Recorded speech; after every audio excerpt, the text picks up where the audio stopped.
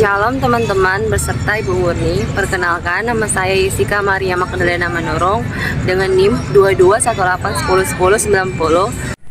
Perkenalkan, nama saya Karen Anastasia Utahayan dengan NIM 221510501056. Shalom, perkenalkan, nama saya Jonathan Justian Farameluhu, saya dari Fakultas Kesehatan Masyarakat, Prodi Kesehatan Masyarakat, dengan NIM 22210101148. Halo, perkenalkan, nama saya Nanda Christian Putra dengan NIM 221910501058. Shalom semuanya, perkenalkan nama saya Anggi Veronica Putri Simanjuntak dari Fakultas Teknologi Pertanian dengan NIM akhir 1027. Di sini, kelompok kami dari kelompok 6 akan menjelaskan tentang LGBT. Berikut penjelasan kami. Remaja yang menikmati masa mudanya dalam batas-batas kewajaran akan meninggalkan masa remaja dengan kesan-kesan dan pengalaman yang manis. Sedangkan bagi remaja yang lepas kendali dalam menikmati masa mudanya akan menjurus ke hal-hal yang berdampak negatif seperti kenakalan yang berakibat pada perkelahian antara remaja, narkoba, ataupun perilaku seksual remaja. Saat ini di Indonesia dihebohkan dengan isu lesbian, gay, biseksual, dan transgender atau LGBT. Perilaku LGBT adalah suatu bentuk perilaku negatif karena perilaku tersebut dipandang tidak sesuai dengan norma yang berlaku. Perilaku tersebut dikatakan suatu bentuk perilaku penyimpangan seksual karena tidak sesuai dengan orientasi seksual yang seharusnya. Saat ini lesbian sudah terang-terangan menambah keberadaan mereka, bahkan hanya lesbian saja yang terang-terangan menampakkan keberadaan mereka. Kaum gay, biseksual, dan transgender juga sedikit banyak melakukan kegiatan-kegiatan yang membuat keberadaan mereka diketahui oleh masyarakat luas. LGBT merupakan singkatan dari lesbian, gay, biseksual, dan juga transgender. Lesbian merupakan sebutan untuk seorang perempuan yang menyukai perempuan, gay adalah sebutan untuk seorang laki-laki yang menyukai laki-laki, biseksual adalah sebutan untuk seseorang yang menyukai laki-laki maupun perempuan, transgender adalah sebutan untuk seseorang yang berperilaku dan berpenampilan berkebalikan dengan jenis kelaminnya. Saya akan menjelaskan faktor-faktor yang membuat orang cenderung memilih menjadi LGBT. Yang pertama adalah faktor lingkungan. Lingkungan yang saya tekankan di sini adalah lingkungan pertemanan. Atau bahasa gaulnya sekarang adalah circle. Banyak orang di masa sekarang yang merasa apabila dirinya berbeda daripada teman-temannya, satu circle atau teman-teman mereka lainnya, mereka akan merasa terkucilkan. Jadi mereka mencari cara bagaimana untuk mereka bisa sama atau bisa mungkin cocok dengan teman-teman satu circle mereka. Jadi apabila seseorang yang normal berteman atau berkumpul dengan teman-temannya yang LGBT, besar kemungkinan di kemudian hari mereka akan menjadi LGBT juga. Lalu faktor kedua adalah faktor keluarga. Saya akan mengambil contoh seorang anak perempuan yang ketika masa kecilnya mengalami kekerasan fisik atau mungkin kekerasan verbal dari ayah atau mungkin saudara laki-lakinya. Besar kemungkinan di kemudian hari ketika dia sudah mencapai masa remaja, mereka akan mencari rasa sayang, rasa cinta. Tidak ke laki-laki karena mereka sudah tidak percaya kepada laki-laki. Mereka akan mencari rasa cinta ke sesama gender mereka, ke sesama perempuan. Di sini saya akan membahas dampak dan upaya pencegahan LGBT. Faktanya, penyebaran LGBT begitu cepat. Bahkan yang tadinya terlahir sebagai perempuan atau laki-laki normal dapat terkena hal tersebut. Hal tersebut tidak boleh dibiarkan begitu saja karena dampaknya sangat besar. Dampak yang diakibatkan adalah 1. Kanker anal atau dubur. Para gay melakukan hubungan seks anal sehingga mereka memiliki resiko tinggi terkena penyakit kanker anal. Kedua, kanker mulut. Kebiasaan melakukan oral seks bisa menyebabkan kanker mulut.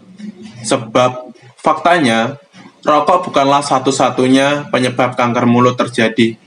Hal ini sesuai dengan studi di New England Journal of Medicine yang dimuat di situs Dallas Voice. Ketiga, meningitis. Meningitis atau radang selaput otak terjadi karena infeksi mikroorganisme, kanker, penyalahgunaan obat-obatan tertentu, dan peradangan tubuh. Namun, hal lain diungkapkan di dalam tulisan di Detik Health bahwa meningitis terjadi karena penularan hubungan seks yang dilakukan oleh LGBT. Keempat, HIV/AIDS. Umumnya, para LGBT memiliki gaya hidup seks bebas dengan banyak orang, sehingga kecenderungan terkena virus HIV/AIDS sangat tinggi.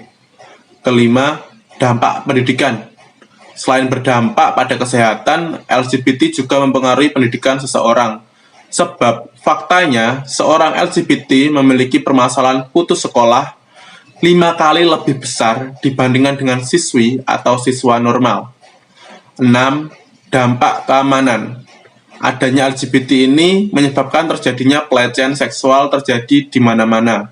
Bahkan banyak kasus yang mana pelecehan tersebut terjadi pada anak-anak. Cara mengatasi LGBT. Karena dampak LGBT sangat mengerikan, sebaiknya ada upaya untuk mencegah timbulnya LGBT.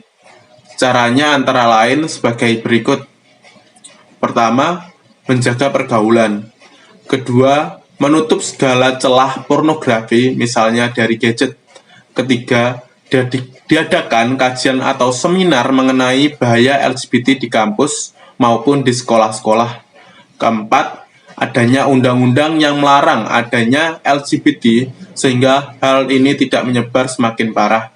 Kelima, diadakan penyuluhan keagamaan mengenai LGBT yang menyimpang dari aturan agama. Dengan hal-hal ini, diharapkan LGBT dapat dicegah dan penyebarannya tidak semakin meluas.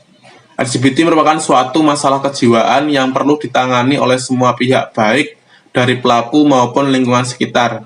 Dengan adanya kerjasama yang baik, bukan tidak mungkin masalah LGBT yang menjadi kontroversi ini bisa diatasi dengan baik. Allah telah menciptakan kita dengan baik dan mulia.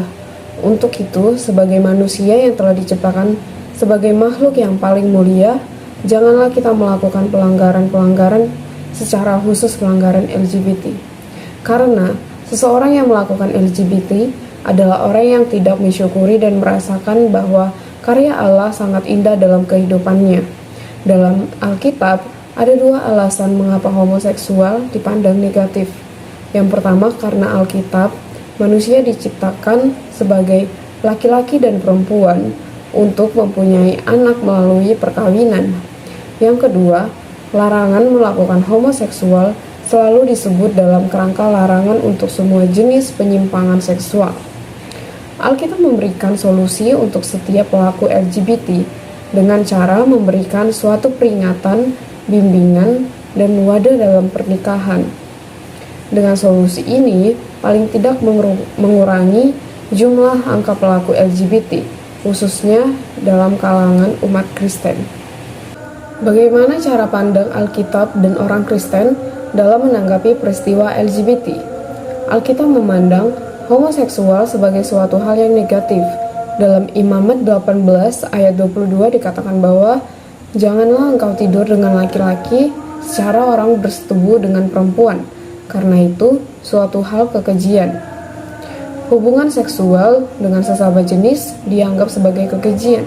Hal itu juga nampak dalam Kejadian 19 dalam peristiwa Sodom dan Gomora, di mana Lot melindungi 2 orang tamunya dari orang-orang yang homoseksual.